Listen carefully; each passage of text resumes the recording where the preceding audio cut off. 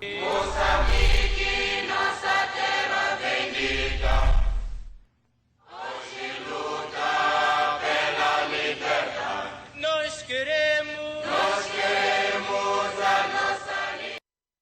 Estimados telespectadores, boa noite, sejam todos bem-vindos a mais uma edição do programa Moçambique 50 anos aqui na MBC TV, nesse espaço de conversa com personalidades que acompanharam e viveram de perto e contribuíram também no processo de construção de um país independente. São 50 anos que o país celebrou no ano passado e este programa vai até junho deste ano, a altura em que vamos fechar, digamos assim, as celebrações dos 50 anos de independência. E para esta noite, conto com uma figura muito importante na história política do nosso país. Falo aqui do professor doutor reverendo Jamis Taimo, uma figura que contribuiu, acompanhou o percurso do nosso país, mas também teve um papel muito importante no processo da consolidação do nosso processo democrático, foi presidente da Comissão Nacional de Eleições. Então, será em torno disto aí que nós vamos conversar. Professor, muito obrigado por ter acedido ao nosso convite para vir aqui no nosso programa Moçambique 50 anos. E a primeira questão que nós de praxe costumamos fazer neste programa é, no dia 25 de junho de 1975, onde é que o professor estava? Só para começarmos a conversa. Ok, bem, primeiro, muito obrigado pelo convite, especialmente para vir partilhar. Eu acho que são momentos raros que as pessoas têm de saberem quem somos nós, de onde viemos, para onde queremos ou podemos ir juntos. No dia 25 de junho, eu estava precisamente... primeiro vou começar de 24, porque aquele processo ali... Então, eu estava aqui em Maputo, eu morava no, hoje chamam de bairro Patrício Lumumba, e depois, naquela altura, no dia 24, eu fazia parte de um grupo coral chamado Kuzuanana. Então nós estávamos a preparar canções revolucionárias que nós íamos cantar. E fomos, vamos lá, levados para ali na sede do Comitê Central, aqui nessa altura é a sede do Comitê Central, ali agora, a nível da cidade de Maputo, na Avenida de Angola. Fomos levados para lá e de lá levaram-nos para o estado da Machava. Deram-nos um convite, que ainda tenho, profissional, um convite, e depois uma abraçadeira. Então eu era, precisamente, protocolo no estado da Machava, no dia da proclamação da independência. Como é que foi aquele momento? Já tinha consciência disso para acontecer ali? Eu estava precisamente com 19 anos. Já tinha consciência? Já tinha consciência, porque eu vivia com um tio, que sempre no fim do dia nós escutávamos a voz da Frelimo. E por isso, inclusive, fui preso, fiquei um fim de semana no comando por causa disso. Por atividade subversiva. Sim, por atividade subversiva. E então lembro muito bem isto.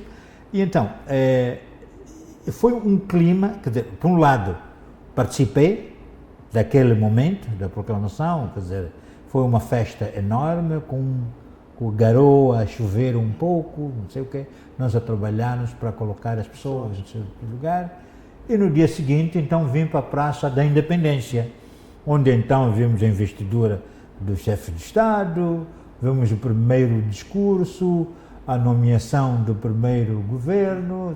Quer dizer, foi aquele momento, e sempre trabalhando como protocolo nesses dois momentos. Então, depois já estava na escola, como é que estava?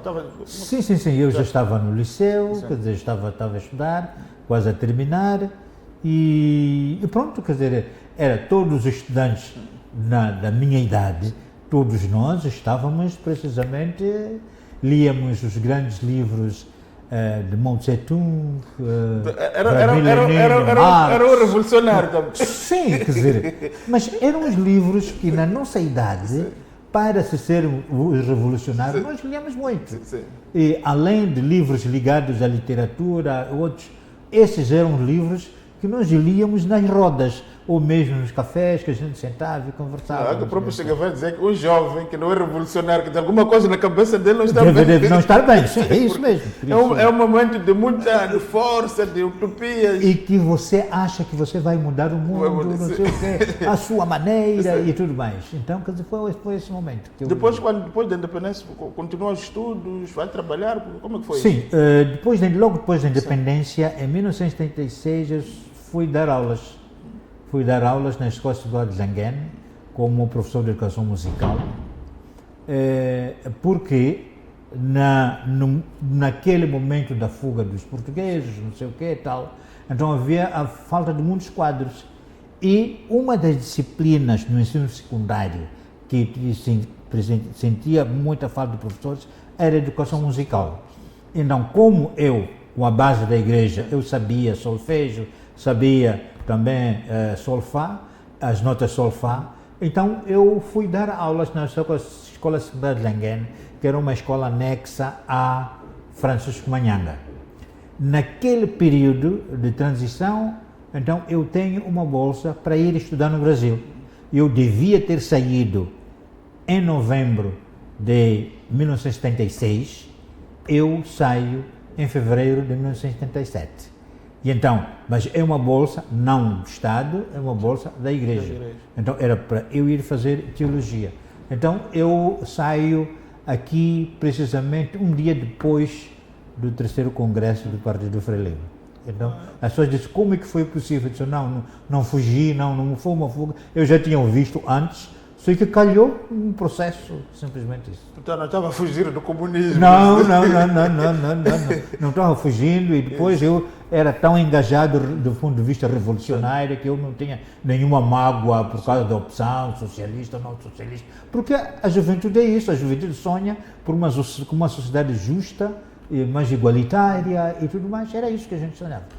Então, vai para o Brasil, fica lá quantos anos, mais ou menos? Eu fico no Brasil durante 8 anos. 8 anos. Depois regressa. Porque eu faço teologia, a licenciatura, depois da licenciatura em teologia, faço mestrado em História e Filosofia da Educação, e nesse mesmo período eu dava aulas na universidade e tudo mais. Então, chegou o momento então, de eu regressar para o Brasil. No meu regresso, eu já sabia onde eu ia trabalhar, a igreja já sabia onde me colocar, então eu fui dar aulas no seminário de Ricaca, aqui em Marraquém. É isso mesmo. Quanto tempo lá ficou? Fiquei 10 anos. Muito tempo. Sim, nesse período eu dava aulas lá, mas também dava aulas na Escola de Estudos Laborais Alberto Cassino. Eu dava aulas de Psicologia do Trabalho. Então, porque lá formavam diretores de recursos humanos. Então eu ensinava-os sobre a questão de técnicas de exames psicotécnicos, como você fazer um processo de seleção dos trabalhadores, para não ser assim uma coisa assim só por dedo, olha, você é espertinho, vai para ali. E então eu dei, sim, foram 10 anos de fato. E como é que o país, como é que viveu aquele período? Já trabalhava, as mudanças estavam a ocorrer, a questão da crise, como é que era Maputo naquela altura? Olha, é uma coisa muito interessante, porque eu fui para o Brasil com a imagem de um país em construção, aquela visão revolucionária e tudo mais. Eu volto no momento em que a guerra estava no seu pico. Aqui já por liberdade, não sei o que, já fazia-se sentir, já havia muita gente refugiada nos bairros de Liberdade e tudo mais. Então, era um momento de escassez, do ponto de vista da alimentação. A cidade de Maputo era uma cidade deserta de gente, não era uma cidade altamente povoada, não é? Apesar da crise de guerra, ainda não era uma cidade cheia de pessoas. Então, de tal maneira que, bem, eu saía a pé de um lado para o outro, sem problema nenhum. Meios de transportes eram muito escassos, quer dizer, era só mesmo assim um número muito insignificante, mas ao mesmo tempo que nós tínhamos isto, eu via assim pessoas com esperança de dias melhores. Então, havia um maior engajamento, as pessoas acreditavam na... Sim, acreditavam, as pessoas acreditavam que, olha, esta guerra era uma guerra de desestabilização, aquelas pessoas que não querem que nós vamos lá desenvolvamos e tudo mais. Quer dizer, havia isto. E então, esta utopia permanente fazia com que as pessoas então dissessem, ok, dias melhores virão. Mas como é que era possível? Numa altura que as pessoas estavam com fome, o que havia de diferente? Olhando para os dias de hoje, temos mais gente que não acredita em nada, está descrente as instituições, mas olhando naquela altura, sentimos que as pessoas estavam muito mais comprometidas com a pátria. Por quê?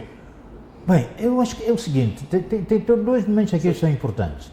Um é que nós, a minha geração, era uma geração que ele teve muito esse sentido, ao mesmo tempo que aqui a questão da contradição que você pode ver num sistema, era o sistema colonial, ao mesmo tempo que era opressiva, ele fazia com que você se reafirmasse como português. Então, estás a ver? Então, quer dizer, estás a ver? Você se reafirmasse como português. Então, a nossa independência fez com que nós nos reafirmássemos como quê? Como moçambicanos. Então, esse território como nosso. Esta é a nossa geração. E a juventude herdou de nós esta dimensão porque foi introduzida a parte da chamada educação política. Então, a questão de pertença. Você é um moçambicano. Então, este copo aqui é teu. Se você fizer com que este copo não seja quebrado, este copo vai ser útil por muitos anos. Então, e vais ver que mesmo as pessoas que iam para as forças armadas de defesa, segurança e tudo mais, eles tinham essa visão de que nós temos inimigos que querem acabar conosco, então nós temos que resistir. Temos que defender, a todo custo. Hoje, é verdade que nós temos... então, e também os conteúdos dos livros que nós tínhamos eram conteúdos que de fato contavam a nossa história. Eram conteúdos que falavam de nós, falavam da heroicidade do povo moçambicano na resistência contra o colonialismo e dizia, ok, hoje, como país independente, nós seremos capazes de sermos um país maior. Então, isto, eu acho que ao longo dos anos, por causa do processo da mudança de um regime para o outro, estou a falar aqui regime do ponto de vista da opção político-ideológico, ditou aqui algumas coisas caíssem do ponto de vista da priorização do Estado moçambicano. Porque, ao mesmo tempo que nós dissemos que não há mais educação patriótica ou educação política, não há mais. O que é que vem? Não substituir com alguma coisa. Quando as igrejas foram pedir ao Ministério da Educação, então, podemos retomar a questão da educação moral e cívica. Não. A igreja não tem nada a ver com o Estado. Então, ficou uma coisa, todo mundo era educado à sua maneira e todo mundo foi acreditando que acredita e ponto final. Então, eu acho que tivemos este momento. E, olhando para a sua formação teológica, portanto, é pastor, como é que a Frelimo, porque há quem diz que a Frelimo leva com muita desconfiança as religiões, até por causa da orientação marxista. Como é que as igrejas trabalhavam na década de 80, 90, havendo essa suposta desconfiança? Bem, olha, eu quando chego do Brasil, encontrei um clima que não foi aquela que foi vivida logo após a independência. Porque já em 1982, o presidente Samora Machel tinha convocado as igrejas para uma reunião onde o grande título era Consolidemos o que nos une. Então, chamava as igrejas para dizer, olha, nós temos projetos comuns, então este projeto, que é o quê? Que é o bem da humanidade. Então, o que é que nós podemos fazer em conjunto para que nós, de fato, o nosso país seja aquilo que é? Então, eu acredito que isto foi fruto de uma experiência. De uma reflexão já. Reflexão, porque viu-se que bem, parece que foi-se longe demais. Porque veja só, Moçambique, as igrejas já tinham um papel muito interessante. Tinham hospitais, tinham escolas, tinham bolsas de estudos que davam para a formação das pessoas, além do próprio trabalho de evangelização em si. Os próprios dirigentes da freira, muitos deles beneficiaram-se desse serviço. Sim, sem dúvida nenhuma. Muitos deles estudaram nos centros das igrejas. E então, se já esta base já existia, qual foi a necessidade de nacionalizar o hospital, a nacionalizar a escola? Para quê? Para ter um controle ideológico? O controle ideológico, ela podia ser feita a partir de programas educativos e não necessariamente de tomar posse das instituições. Porque a questão do acesso à educação, eu vou te dizer que muita gente que não teve acesso à educação oficial portuguesa, eles tiveram acesso via educação. Se fosse uma questão de definir uma política muito clara, o que as igrejas deveriam fazer, sem dúvida nenhuma, poder ter feito como Estado, como orientação. Então, o que aconteceu? As igrejas ficam reduzidas simplesmente a um trabalho chamado do culto, aos domingos. E algumas igrejas, eles foram fechadas. Por quê? Porque eram igrejas que estavam perto de uma escola, estavam perto do hospital. Diziam que então aquela igreja não podia existir, mas uma missão é uma missão, não é? Quer dizer, que tem tudo. É um espaço integrado. É um espaço integrado. Sim. E então, acontece que já depois desta reunião que o Samora Machel teve com a igreja, houve muitas coisas que passaram a acontecer. Então, uma distensão. Então, as igrejas puderam fazer os seus cultos, puderam já dialogar. Era comum o Presidente da República falar com os dirigentes religiosos. Então, é por isso que depois nós vamos perceber o papel que essas igrejas vão ter na questão da paz. E só a propósito disso, eu quando chego do Brasil, eu regresso do Brasil, eu era membro do Conselho Mundial das Igrejas, de uma comissão chamada Comissão do Combate ao Racismo. Esta comissão foi um órgão muito importante do apoio à luta contra o apartheid na África do Sul e precisamente na independência do Zimbábue e na independência da Namíbia. Então, eu jovem que eu era uma pessoa que eu viajava muito a partir de Moçambique, e onde então reuníamos com os movimentos de libertação da África Austral, tipo a do Zimbábue, assim como. Então, este movimento que eu fazia, muitas vezes eu ia para o Ministério dos Negócios Estrangeiros, eu pedia informação, eu disse, olha, porque nós tínhamos agenda, temos a discussão, o que é que vocês acham sobre isto? Qual é a visão do governo de Moçambique sobre isto? O Ministério dizia, não, mas você vai lá à missão da igreja, então nós não temos nada a te dizer. Eu disse, come on, quer dizer, eu vou à missão da igreja, mas eu estou a tratar precisamente assuntos ligados à luta de libertação, onde precisamente Moçambique é membro da linha da frente. Eu, lá fora, eu reunia-me com Sanu Njoma, com Oliver Tambo, não sei o que, quer dizer, com o presidente Kaunda, reunia-me com essas pessoas todas, mas quando eu voltava aqui, eu precisava de informação. Eu não tinha... Reduziam a sua intervenção a um espaço meramente eclesiástico. Não era. Sim.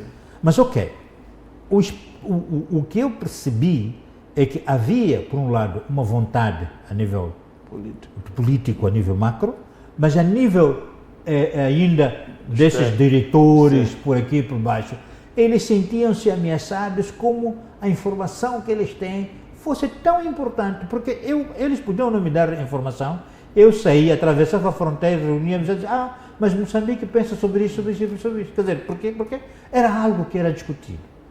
Então, o que eu percebo é que houve uma evolução da relação entre o Estado e a Igreja.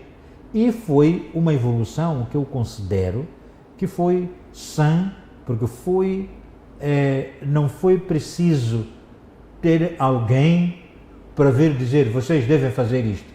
Mas foi precisamente num conjugar de esforços. Só que isto ainda, você percebe sequelas hoje.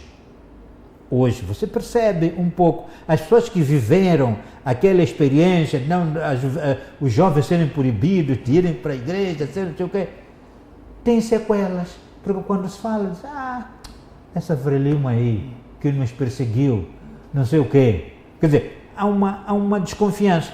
Mas como eu não participei porque eu não estava, então eu digo, mas como? Quando eu saí, eu disse, não, mas peraí, eu quando saí para estudar, eu não escondi o que eu ia fazer, eu pedi passaporte, eu disse que ia fazer teologia, o ministro da administração interna naquela altura, que era Armando Emílio Guebuza, autorizou que me desse um passaporte. Pedi visto. Quando eu era professor, eu pedi demissão do Ministério da Educação. Eu escrevi, eu disse que ia fazer teologia. Autorizaram. Então como é que depois vocês acham que houve? Mas é interessante, quer dizer, que as pessoas contam esses momentos. Mas eu vejo que houve uma evolução. Para você ver que houve um momento assim interessante, que eu tive uma influência muito grande por causa do processo revolucionário, eu acreditando, quando eu vou estudar no Brasil, o meu trabalho do fim do curso de teologia foi sobre aliança estratégica entre cristãos e marxistas. Eu estava mesmo no quadro. Sim, eu estava no quadro. Eu fiz um estudo onde eu queria mostrar precisamente qual era o ethos comum entre o marxismo e o cristianismo. Quer dizer, eu fiz isto, eu fiz uma análise comparativa da Polônia, da Tanzânia, da Nicarágua e da América Latina como um todo. Então eu trouxe isto porque eu acreditava que havia um ethos comum na questão da visão da construção de uma sociedade justa. Os movimentos revolucionários da América Latina inspiraram-se muito na igreja, até que surge aquele movimento todo da teologia da libertação. Muitos padres até deixam as batidas. Ver o próprio Partido dos Trabalhadores no Brasil, tem muitos teólogos ali. Sim. Vem da igreja. Eu tive muita influência disso. Eu encontrei um terreno fértil, porque eu já vinha de um país que tinha participado de um processo de libertação. Então eu encontrei um terreno fértil onde estudei, aprofundei a dimensão teológica em termos de teologia, chamada teologia do cativeiro, a teologia da libertação, a teologia negra. Então eu faço a comparação da teologia negra nos Estados Unidos, Estados Unidos e alguns países, vamos lá, da América Central.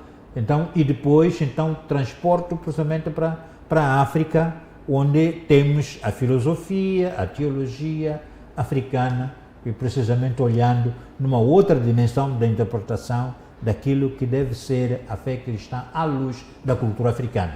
Então eu faço um estudo, sabes, que para mim foi muito importante e que valeu-me muito para aquilo que sou hoje, daquilo que eu acredito e continuo a reafirmar como a grande utopia de ver um mundo melhor. Mas olhando numa distância hoje, acha que o socialismo era viável, olhando para as condições objetivas de África ou de Moçambique? Olha, só eu queria trazer quando eu estava a defender a minha dissertação de mestrado em Filosofia da Educação, eu fiz estudo sobre os discursos de Samora Machel. Naquela discussão, um dos oponentes, ele disse, olha, segundo a teoria marxista, o socialismo, ele somente vai triunfar num estado avançado de desenvolvimento do capitalismo. Por quê? Porque o capitalismo, para a produção de um carro, são vários elementos que estão envolvidos para a produção do carro. Então, ele sabe muito bem que ele não pode produzir sozinho o carro. Então, você e o outro são importantes no processo produtivo. Mas já para um camponês, ele sabe muito bem que ele vai à machamba, ele vai cultivar, vai semear, vai colher e depois vai tirar, vai guardar. A mesma pessoa, ele termina tudo, até ter comida na mesa. Então ele dizia, segundo o seu texto, nós percebemos que Moçambique é um país altamente campesino. Ele dizia, por aquilo que você nos traz, a única greve, estou a retomar um pouco, é dizer que a única manifestação operária, apesar do movimento de libertação da Escatafrelimo, afirmar que é um movimento da Aliança Operária Camponesa, mas nós percebemos que Moçambique é mais campesinato do que... Não há operário, não existe aquele movimento. A única menção ao operário é a greve dos estivadores. Mas os estivadores não podem ser vistos como uma classe operária, no verdadeiro sentido da dimensão que nós queremos dar. Então ele dizia assim, então eu acho que a construção do socialismo não pode. Porque não pode. Não tem elementos constitutivos para isso. Sim. Seria queimar etapa. Esta pergunta e este comentário me fez repensar e, de fato, eu percebo hoje que é aquela utopia da juventude. Então precisávamos primeiro nos industrializarmos, de facto, sim, para depois pensar já nessa sociedade socialista. Quer dizer, você ver o movimento, mesmo o próprio Marx, ver que a teoria desenvolve-se muito por causa da industrialização da Grã-Bretanha. O Brasil sim. Também, o ABC ali de São Paulo, dá-se aquela evolução toda que nasce o PT, e has de ver que toda a construção da crítica de Marx, precisamente sobre a sociedade ocidental, ela consegue aparecer quando ele transporta o conceito de família, que é construído entre ele e o amigo dele, o Engels, ele transporta precisamente para a sociedade industrializada. Então começa, quer dizer, foi precisamente a Revolução Industrial que traz elementos para a discussão de uma nova sociedade que não fosse a industrializada naquele sentido, porque ele era exploradora, excluía os outros, não sei o quê. Então, é interessante, a partir dessa base, formulamos, olhando de fato para essa questão dos elementos necessários para a construção do socialismo, sabia que não era, como está a dizer, era a utopia da juventude mesmo. Já, era a utopia da juventude. Exato. Professor, então vamos obedecer o nosso intervalo, voltamos na segunda parte, onde já iremos olhar para o envolvimento também do professor Jamis Tahimo no processo de construção da nossa democracia e, acima de tudo, também olharmos para os próximos 50 anos de Moçambique. Até já. Moçambique, nossa terra bendita, hoje luta pela liberdade. Nós queremos a nossa liberdade.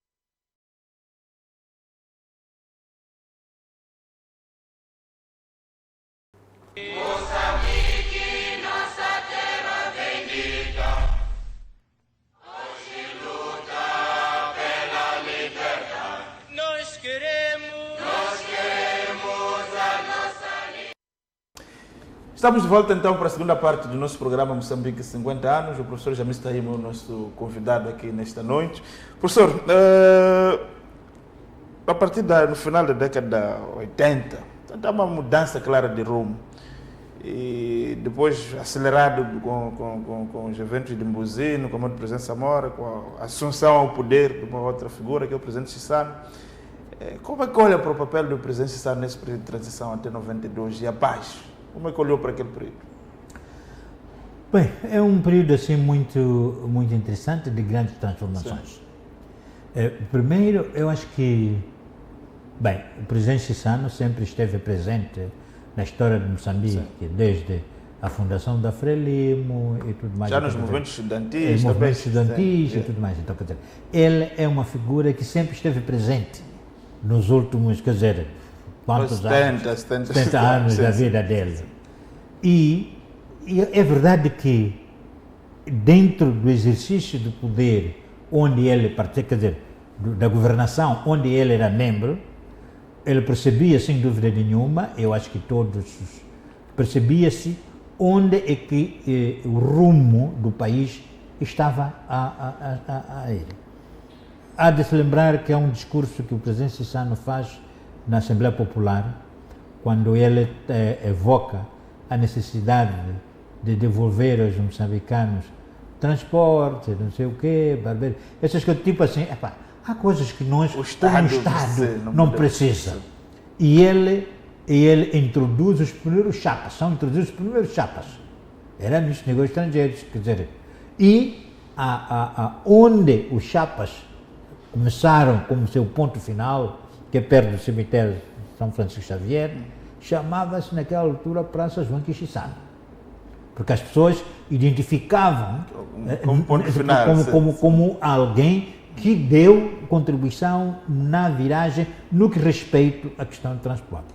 Então, o que eu percebi também é que o presidente Chissano, em 1976, o presidente Samora Machel, ele criou uma comissão da paz e nomeou o ministro dos Negócios Estrangeiros como presidente dessa comissão.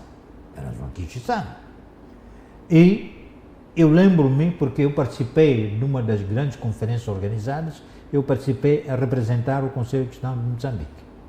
E eu fui fazer um discurso onde eu chamava a atenção sobre a questão à mão que provoca uma guerra, um dia também a de construir. Então, como título da intervenção, aquilo chamou muita gente a atenção, porque dizia, mas esse senhor está onde? Está vindo de onde?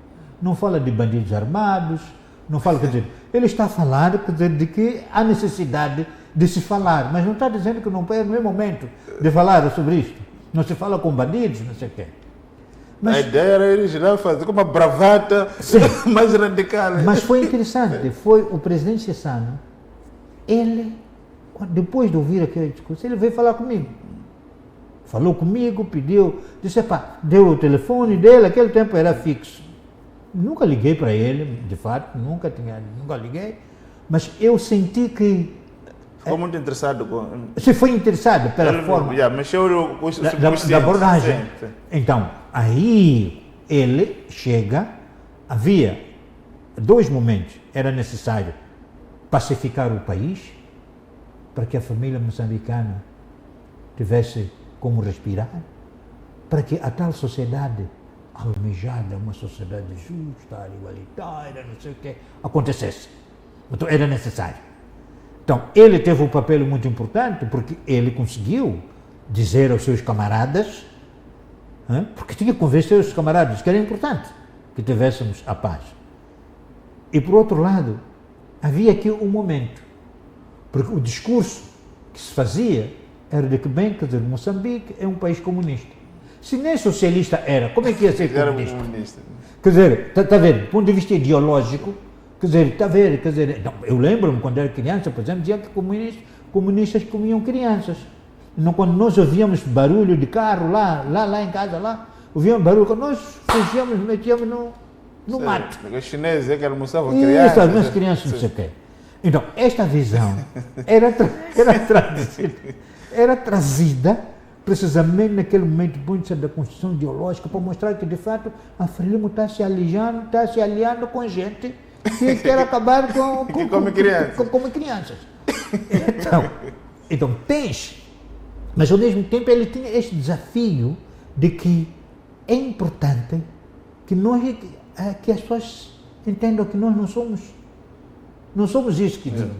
Então, este processo da busca, primeiro, segundo elemento, digo, da construção, através da revisão da Constituição, não é? A revisão da Constituição, para poder acomodar vários dos elementos, dados assuntos que eram levantados pelos tais bandidos armados. E, no que diz respeito a este movimento, eu acho que o presidente Chissano deu uma contradição muito grande para este país. Quer dizer, ele quebrou o grande tabu de que não se pode falar com os outros. Ele chamou os que achavam que ele podiam, chamou e disse, vocês conhecem? Vão lá falar com eles. O que eu quero é paz. Não foi por acaso que você vai ver que, bem, muitos religiosos, outros anônimos, não sei o quê, andaram e conseguiram trazer essas pessoas. E o presidente Chissano, lembro, quando ele viajava para o exterior, reunia com os moçambicanos. Ele dizia, estão abertos, voltem. as pessoas tinham medo. Vão voltar, eu vou ser preso. Porque a maioria deles eram maiorias que tinham fugido Da luta armada. da luta armada. Mas muitos deles voltaram. Viram que, afinal de contas, vieram visitar, voltaram, e regressaram para as suas origens de pontos de residência, e começaram a apoiar o país, não é? De diversas maneiras. Então, este para mim é o primeiro ponto. O segundo momento que para mim é interessante é que foi com o presidente Chissano que nós começamos a discutir os conceitos de democracia numa perspectiva democracia liberal.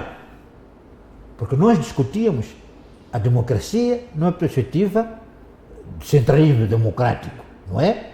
Quer dizer, então, onde o voto era lá na base, não sei o quê, todo mundo podia ser votado, não sei o quê. Democracia popular, como se dizia. Isso, democracia popular. Foi com ele que nós passamos a entrar para esta dimensão chamada democracia liberal. E foi com ele que nós começamos a nos perguntar se de fato a opção que nós tínhamos logo depois da independência era de fato viável para os dias de hoje, naquela altura. Então, ou seja, o questionamento sobre isto para mim foi muito importante. Não querendo dizer que as opções que vieram depois eram melhores como aquelas do passado, mas do ponto de vista de criar um espaço de opção das pessoas foi muito importante. Professor Jamis, nós estamos quase há mais de 30 anos de democracia multipartidária, vieram as eleições de 94, veio a paz, mas as maiores eleições do ponto de vista de embate político, que embora é muito novo, são as eleições de 99.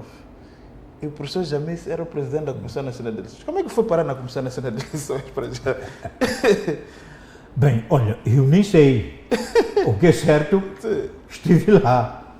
Bem, eu parei na Comissão Nacional de Eleições, eu era reitor do ISRE, naquela altura eu era reitor do ISRE, o presidente Chissano chamou-me, não é?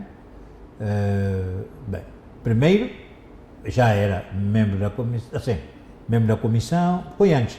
Então ele chamou-me, eu lembro que eu tinha que oferecer alguns livros e tal, eu pedi uma audiência.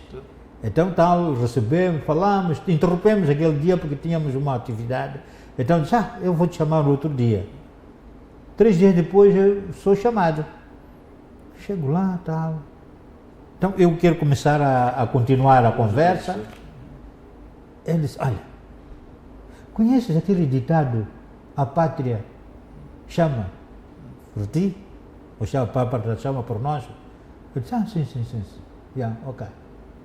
A Comissão Política criou uma comissão para identificar quem podia ser o presidente da Comissão Nacional de Eleições. O Conselho de Ministros também fez o mesmo exercício. Só que os 2 órgãos apareceram com um nome. Esse nome é você. Para ser presidente da Comissão Nacional de Eleições. Assim mesmo, quer dizer, eu nunca tinha pensado nessas coisas. Eu fiquei mudo. O presidente já percebeu que... Fiquei mudo, não falei mais nada, e tentou falar outras coisas, não sei o quê. Eu Perdeu um pouco de... Perdi. Eu disse, presidente da Comissão Nacional de Eleições? O que é isto agora? Bem, ok. Pronto. E depois, então, quer dizer, aquele era um processo, indicado como membro da Comissão Nacional de Eleições. E aí, de um dia para o outro... então ele estava a viajar naquele dia. Ele ia para o Zimbábue, não sei o quê. Ele disse, é urgente para dar resposta. Algumas pessoas você pode falar com eles para dar resposta. Uma dessas, Pascoal,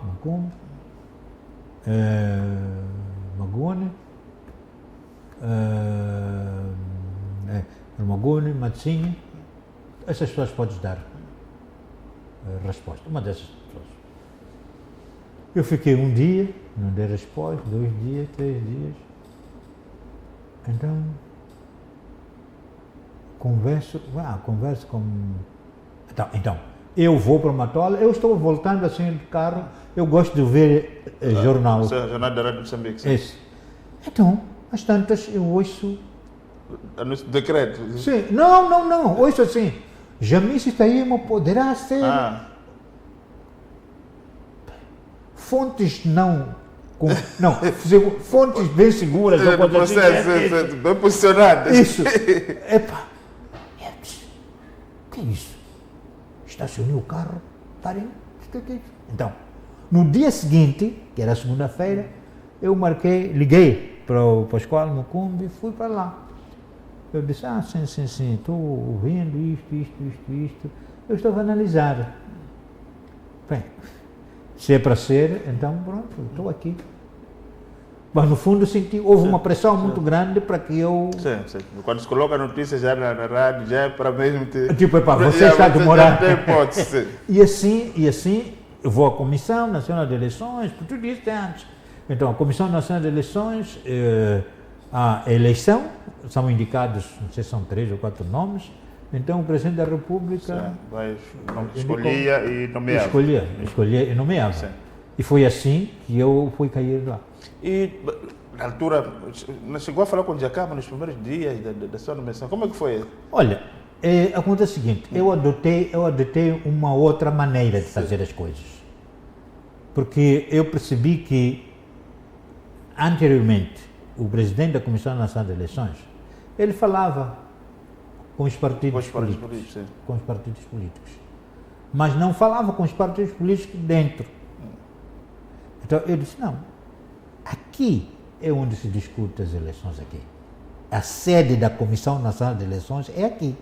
Então, se os partidos políticos têm um assunto a tratar com a Comissão Nacional de Eleições, é aqui que devem vir. Os seus presidentes, os seus secretários, é aqui. Por quê? Porque em conversa eu soube que muitos dos partidos nem tinham sede. Sim. A sua sede era uma pasta. Eu andava com aquela pasta. Né? Então pronto. Então, eu vou atrás de um presidente de um partido, porque naquela altura o tratamento tem que ser igual. Então, se eu tenho que fazer um tratamento igual, então não posso ir no outro e não ir no outro. E eu adotei isto. Mas tive pessoas que estavam próximas ao da Câmara que vieram se oferecer, outros são da comunidade internacional, vieram se oferecer, tipo assim, se tens alguma coisa que quer falar da Câmara, eu estou aqui. Nós temos um canal. Um canal. Pronto. E outros, com presença sana, eu tinha outro canal. Sim. Então, foram estes canais que eu usei de tal maneira que algumas decisões que eram difíceis de obter o consenso, eu usava esses canais para dizer, olha, por favor, este assunto está sendo mal percebido, seus homens estão a tratar aqui as coisas, por favor, as coisas devem ter outro rumo. Por quê? Porque em 99, há um dado que muita gente não quer falar, em 99, tinha sido desenhada uma estratégia para que não houvesse eleições. Era para não haver eleições, criasse um governo nacional. Eu afirmo isso, o Márcio Dias, que Deus o tenha, procurou-me, precisamente para dizer, James, eu sei que você é uma pessoa muito boa, não sei o quê, porque bem, eu o conhecia, porque nós tínhamos no Centro Estratégico um debate, chamava Chá das Quartas. Então, eu convidava vários partidos políticos para virem conversar sobre o país. Ele disse, Moçambique não tem condições de fazer eleições periodicamente. Por um lado, não temos dinheiro, a nossa população também, não sei o que, não é... Então, que tal fazermos com que os próximos 20 anos não tivéssemos eleições? Então, você pode ter um papel importante nisso. Então, qual era o meu papel? Era eu atrasar Você sabe que quando você atrasa a aprovação do calendário, alguns Atos eleitorais ficam assim. Você atropela. Eu disse, olha, não é a mim que você tem que falar. Você tem que falar é com a Frelimo. E eu fui nomeado para conduzir o processo eleitoral. É esse o meu papel. Então, este assunto, eu acho que é importante que seja colocado. Então, daí a dificuldade nas eleições, mas precisamente somente no momento do anúncio dos resultados. Digo isso porque, se você vai aos arquivos da Comissão Nacional de Eleições, todas as atas, todas as sínteses, né? Todas elas foram feitas por unanimidade. Por consenso, digo. Todas elas foram por consenso. O único que não foi consenso foi precisamente o da ata de apuramento. Há pessoas que dizem, por exemplo, o professor Jamis terá feito anulou votos na Pula, na Casa, uma coisa, fez o Jacama perder, é verdade? 200 mil votos, uma coisa. Eu não conheço nenhum voto. Vou dizer, por exemplo, não conheço nenhum voto, porque o Jamis nem tinha acesso a nenhum voto, nem a nenhum edital. Normalmente é o STAI que faz, né? Sim, então, eu só vou te dar um exemplo. A Comissão Nacional de Eleições tinha indicado como chefe da Comissão de Operações, Organização e Cooperações, né? Operações eleitorais. Isso, eleitorais. COE. Era precisamente o José de Castro, que vinha da Renam. O adjunto era o engenheiro Morgado, indicado pela Frelimo. Você sabe muito bem que aquela é a comissão que faz as eleições. Na organização das eleições, em 99, pelo menos todos os editais vinham para Maputo e todos os votos reclamados e protestados vinham para Maputo para serem requalificados. E então, quem recebia as atas, quem recebia essas coisas todas, era o presidente da COE. Isso. É ele quem encaminhava. E um dado interessante é que, sobre a questão dos chamados votos, os chamados editais não processados, improcessáveis.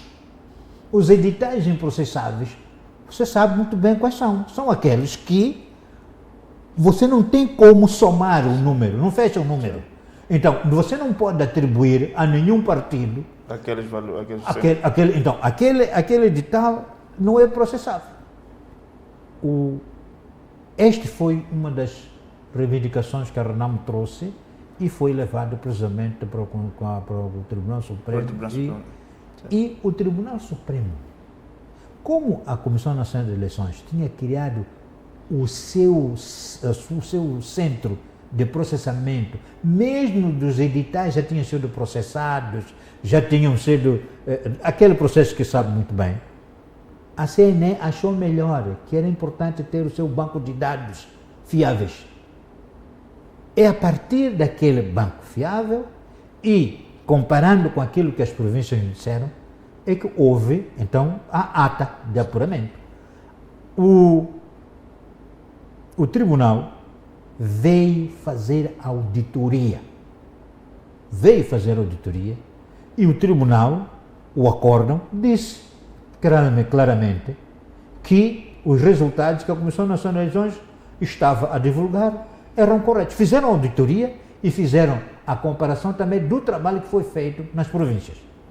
Então, isto, como presidente da Comissão Nacional de Eleições, como presidente, na plenária, foi deliberado aquele resultado e o presidente foi ler. Então, o grande problema é a suspensão das eleições. A suspensão, por outro lado, porque as pessoas não percebem, a suspensão também porque é importante haver sempre a suspensão para sempre criar a dúvida, para você negociar o voto. O voto não é algo que se negocia. Ou foi depositado ou não foi depositado. Então, eu sei que as pessoas dizem, as eleições de 99 foram não sei o quê. As pessoas acham que foi. Eu nunca tive medo de andar na estrada Porque eu acho que eu não cometi nenhum ilícito, senão cumprir com aquilo que foi, vamos lá, feita colocada pela legislação. E por último, dizer que eu volto a dizer, não pode colocar um jogador a apitar o seu próprio jogo. Já dizer que os órgãos eleitorais precisam mudar a forma, tirar os seus partidos? Sem dúvida nenhuma. Eu acho que chegou um momento que nós temos que confiar nos cidadãos honestos, idôneos. Sem necessariamente dizer, aquele ali, não sei o quê. Quer dizer, se o tribunal é capaz de julgar, não é? Que é capaz de julgar de uma forma reta um cidadão, independentemente de ser ou de não ser de um partido. Se um advogado é capaz de defender, que aparentemente é de um outro partido, pode defender uma pessoa de outra formação política, por que há dúvida aqui na questão da Constituição ou da criação da Comissão Nacional de Eleições? E que eu acho que, inclusive, que nós temos que reformular toda esta maneira de ser, a designação e tudo mais, ser tribunal, ser o quê. Quer dizer, eu acho que o ato eleitoral tem que acabar para aquelas pessoas que fazem ali, não transportar para os outros, para julgar, não sei o quê. Então, a sua visão é que há que se reformular o edifício eleitoral no seu todo? Sim. Acha que há condições políticas para se avançar nessa perspectiva?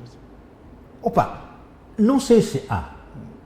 O problema maior é que as pessoas, é aquilo que eu disse, as pessoas querem negociar o voto. Você sabe que aqui está um X, esse X aqui está para o Belmiro. Mas eu ainda quero discutir para o Belmiro. Se você passar este para mim, eu te passo 2. Mas sentiu alguma pressão naquela altura política do próprio Frelimo a exigir que declarasse o Chissano como vencedor? Nada. Eu fico admirado quando as pessoas me dizem isso. Eu nunca tive nenhuma pessoa que me chamou para dizer isto. Nunca. Nem o presidente Chissano, nem o partido, ninguém. Talvez os membros que tinham sido indicados pelo partido, aí talvez tinham essa pressão, não é? Eles são membros, não é? Mas eu não tive. Sabes, lembro-me quando o Raul Domingos e a sua equipe foi dizer que a Renamo tinha ganho as eleições. Eles faziam o apuramento paralelo ali no Terro Vuma. Convocaram uma conferência de imprensa, anunciaram. Aquilo foi às 14, às 16 horas eu tinha conferência de imprensa todos os dias. E eu chego no Sindicato de Jornalistas, porque é ali que era a nossa base, o Cardoso, o jornalista, que Deus o tenha, disse assim, tem aqui os dados aqui. Eles publicaram, estás a ver? Estes dados aqui, Dom Vitória Frelimo, estes dados estão a publicar. Tá bom, ok. Eu entrei na conferência de imprensa, alguém fez uma pergunta. E o que é que eu achava dos resultados? Eu disse, olha, como Comissão Nacional de Eleições, eu só falo dos resultados que saem da CNE. Não comento os resultados feitos por outros. E nem sei onde é que eles estão, por isso não tenho. Saí dali, à noite eu recebo o telefone do presidente dos Estados Unidos. Era o Bill Clinton. Pergunta, meu amigo Chissano ganhou? Eu disse, olha, pelos resultados que nós temos, precisamente, pelos resultados que nós temos, leva a crer que ganhou a eleição. Então, o presidente eleito. Ainda não tínhamos ido anunciar, estávamos no processo. Já de fechar as coisas, não sei o quê. Antes do Departamento do Estado felicitar, o Clinton escreveu a felicitar o presidente Chissano. Está vendo, né? Então, mas o Departamento do Estado não foi ele que disse que as eleições foram ganhas. Então, o que estou a trazer aqui é que, às vezes, nós trazemos as ideias, porque nós temos a ideia de que a Frelimo tem a grande pata, a grande pata, que fecha todos, não sei o quê. Chega a todos os lados. Isso, fecha todos os É uma lados. mão grande. Isso, vou chamar. Eu não senti isso. Professor Jamil, temos 5 minutos para fecharmos o programa. Como é que olha para o país nesses 30 anos, 50 anos de independência, 30 de democracia? Avançamos, não avançamos? Quais são os nossos desafios? Bem, olha, sabes, primeiro, para eu ser da geração da independência, eu sinto que há muita coisa que aconteceu no país, mas não dizer que tenhamos problemas é ser mentiroso. Nós temos problemas por causa da nossa grandeza, ou seja, enquanto em 75 o número de habitantes era X, agora estamos em um número muito grande. Quase triplicamos. Então, a densidade populacional e que move da zona rural para a cidade é muito maior.